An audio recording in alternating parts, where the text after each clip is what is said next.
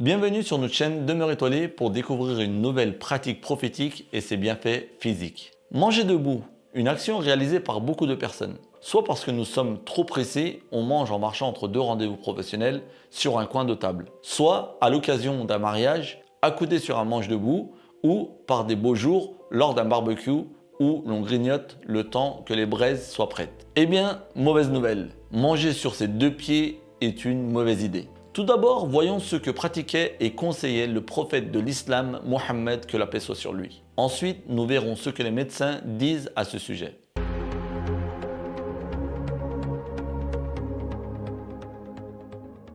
D'après Enes ibn Malik, que Dieu soit satisfait de lui, le prophète, que la paix soit sur lui, a interdit qu'un homme boive debout. Qatada, que Dieu soit satisfait de lui, a dit « Et le fait de manger ?» Enes, que Dieu soit satisfait de lui, a dit « C'est pire ».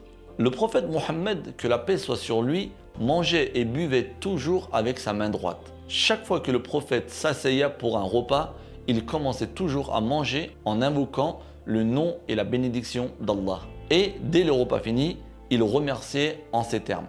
Toute louange est à Dieu, qui a satisfait notre faim et notre soif. Puissent nos cœurs désirer toujours sa louange et ne jamais lui être ingrats. Il se lavait les mains avant et après les repas. Il rappelait toujours à ses compagnons de s'arrêter avant d'avoir mangé à leur faim et avait coutume de dire que la nourriture d'un homme devait toujours suffire pour deux.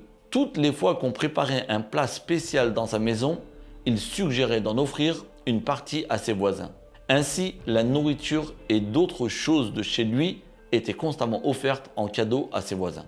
Rappelons également l'importance de bien mâcher car la nutrition doit se faire lentement afin de faciliter la digestion et l'assimilation.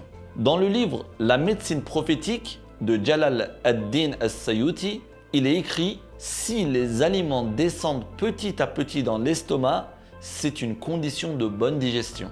On doit prendre des aliments par petites quantités et bien les mâcher pour ne pas fatiguer l'estomac. Un autre point important pour mieux digérer, ne dormez pas tout de suite après le repas. Attendez 1 à 3 heures après. Sinon, les aliments que vous consommez ne pourront pas être digérés correctement. Cela peut mener à l'indigestion. Pareillement, évitez de rester assis après un repas. Il est préférable de marcher ou de bouger. Donc, si nous devons marcher, ce n'est pas en mangeant, mais une fois fini. Voyons maintenant ce que la science et les médecins disent au sujet de manger debout. Vous risquez d'être surpris. Selon diverses études scientifiques, les personnes qui mangent debout, notamment en rue, auraient tendance à avaler plus de nourriture et donc davantage de calories. Comment expliquer cela? Manger debout, que ce soit son sandwich du midi en faisant les vitrines, ne déclenche pas une satiété satisfaisante et ce malgré les quantités que l'on ingère. Ce comportement inciterait à avaler jusqu'à 40 voire 50% de nourriture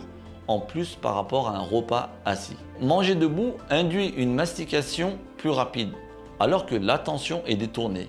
Scènes de rue, vitrines de magasins, discussions, etc.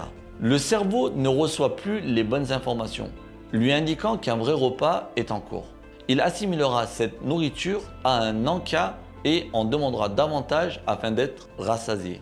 En d'autres termes, il est important de s'asseoir, de bien mâcher afin de laisser le temps au cerveau de percevoir les sensations nécessaires. Ce qu'on pourrait appeler manger en pleine conscience en 2022. La position debout est plus stressante pour l'organisme, mais ça n'est pas tout. En 2019, une étude américaine publiée dans le Journal of Consumer Research a mis en évidence l'impact de la position debout sur le système vestibulaire, qu'on appelle aussi oreille interne, responsable de l'équilibre et de la posture.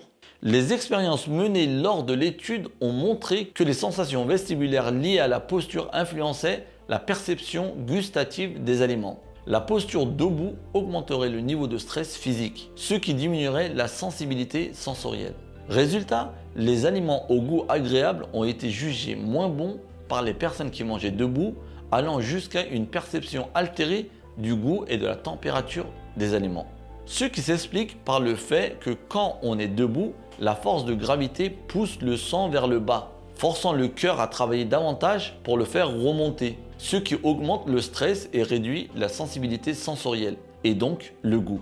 Dans cette même étude, les chercheurs ont fait déguster des chips réalisés à base de pain pita à 350 participants et leur ont demandé d'évaluer leur goût. Résultat, ceux qui étaient debout ont trouvé les chips moins bonnes que ceux qui étaient confortablement installés. Dans une seconde expérience, les chercheurs ont fait consommer aux participants des brownies réalisés avec du sel pour rendre le goût désagréable. Ceux qui en ont consommé debout ne l'ont même pas remarqué et les ont même trouvés meilleurs. Nous avons essayé de montrer l'importance de manger assis avec quelques exemples. Nous posons une nouvelle fois la question suivante. Comment une personne vivant dans le désert plus de 1400 ans avant pouvait pratiquer et donner des conseils aussi importants pour l'homme sans qu'aucune étude scientifique soit réalisée? Tout simplement parce qu'il était un prophète, que la paix soit sur lui, et qu'il était le messager de Dieu. Toutes ces choses lui avaient été enseignées par notre Créateur qui connaît toutes choses sur nous. Que Dieu nous permette de suivre la sunna de notre bien-aimé prophète Mohammed, que la paix soit sur lui,